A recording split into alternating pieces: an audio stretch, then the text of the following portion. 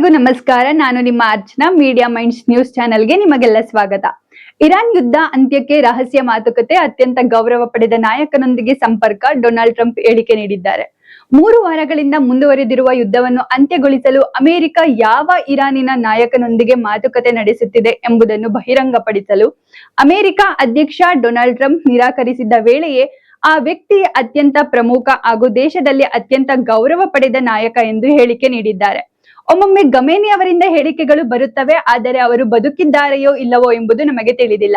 America ಸೇನೆ ಇರಾನ್ನ ನಾಯಕತ್ವವನ್ನು ಸಂಪೂರ್ಣವಾಗಿ ನಾಶ ಮಾಡಿದೆ ಎಂದಿದ್ದಾರೆ. ಇರಾನ್ನ ಸುಪ್ರೀಂ ಲೀಡರ್ ಆಯತುಲ್ಲಾ ಅಲಿ ಖಮೇನಿ ಅವರ ಪುತ್ರ ಮೊಜ್ತಬಾ ಖಮೇನಿ ಅವರನ್ನು ಉಲ್ಲೇಖಿಸಿ, ನಾವು 2ನೇ ಸುಪ್ರೀಂ ಲೀಡರ್ ಜೊತೆ ಮಾತುಕತೆ ನಡೆಸುತ್ತಿಲ್ಲ ಎಂದು ಫ್ಲೋರಿಡಾದ ಫಾರ್ಮ್ ಬೀಚ್ ನಲ್ಲಿ ಅಂತಾರಾಷ್ಟ್ರೀಯ ವಿಮಾನ ನಿಲ್ದಾಣದ ಸುದ್ದಿಗಾರರೊಂದಿಗೆ ಟ್ರಂಪ್ ಮಾತನಾಡಿದ್ದಾರೆ. ಅಮೆರಿಕದ ಮೂಲಗಳನ್ನು ಉಲ್ಲೇಖಿಸಿ ಆಕ್ಸಿಯೋಸ್ ಸುದ್ದಿ ತಾಣ ವರದಿ ಮಾಡಿರುವಂತೆ ಟರ್ಕಿ, ಈಜಿಪ್ಟ್ ಮತ್ತು ಪಾಕಿಸ್ತಾನದ ಕಳೆದ 2 ದಿನಗಳಿಂದ ಅಮೆರಿಕ ಮತ್ತು ಇರಾನ್ ನಡುವಿನ ಸಂದೇಶಗಳನ್ನು ಹಂಚಿಕೊಳ್ಳುವುದಾಗಿ ತಿಳಿದು ಬಂದಿದೆ. ಈ 3 ದೇಶಗಳ ವಿದೇಶಾಂಗ ಸಚಿವರು ವೈಟ್ ಹೌಸ್ ನ ಪ್ರತಿನಿಧಿ ಸ್ಟೀವ್ ವಿಟ್ಕೋಫ್ ಮತ್ತು ಇರಾನ್ನ ವಿದೇಶಾಂಗ ಸಚಿವ ಅಬ್ಬಾಸ್ ಆರಾಗಚಿ ಅವರೊಂದಿಗೆ ಪ್ರತ್ಯೇಕವಾಗಿ ಮಾತುಕತೆ ನಡೆಸಿದ್ದಾರೆ ಎಂದು ವರದಿ ತಿಳಿಸಿದೆ.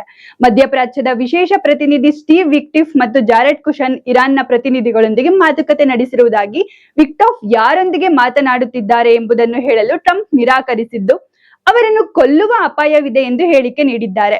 ಫೆಬ್ರವರಿ 28ರಿಂದ ಅಮೆರಿಕ ಮತ್ತು ಇಸ್ರೇಲ್ ಸಂಯುಕ್ತವಾಗಿ ಇರಾನ್ ಮೇಲೆ ದಾಳಿ ನಡೆಸಿದ್ದು, ಈ ದಾಳಿಯಲ್ಲಿ ಸುಪ್ರೀಂ ಲೀಡರ್ ಆಯತುಲ್ಲಾ ಅಲಿ ಖಮೇನಿ ಅವರು ಸಾವನ್ನಪ್ಪಿದ್ದಾರೆ ಎಂದು ವರದಿ ಹೇಳುತ್ತದೆ.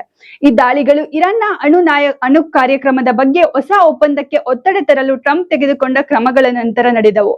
ಇದಕ್ಕೆ ಪ್ರತಿಯಾಗಿ ಇರಾನ್ ತೀವ್ರ ಪ್ರತಿದಾಳಿ ನಡೆಸಿದ್ದು, ಯುದ್ಧವು ಸಂಪೂರ್ಣ ಗಲ್ಫ್ ಪ್ರದೇಶಕ್ಕೆ ವ್ಯಾಪಿಸಿದೆ ಎಂದು ಹೇಳುತ್ತಾ ಈ ಕಾರ್ಯಕ್ರಮವನ್ನು ಇಲ್ಲಿಗೆ ಮುಕ್ತಾಯಗೊಳಿಸೋಣ. ಮುಂದಿನ ಸುದ್ದಿಗಾಗಿ ನೋಡ್ತಾ ಇರಿ ಮೀಡಿಯಾ ಮೈಂಡ್ಸ್. ಇದು ನಿಮ್ಮ ಸುದ್ದಿ. ನಾನು ನಿಮ್ಮ ಅರ್ಚನಾ.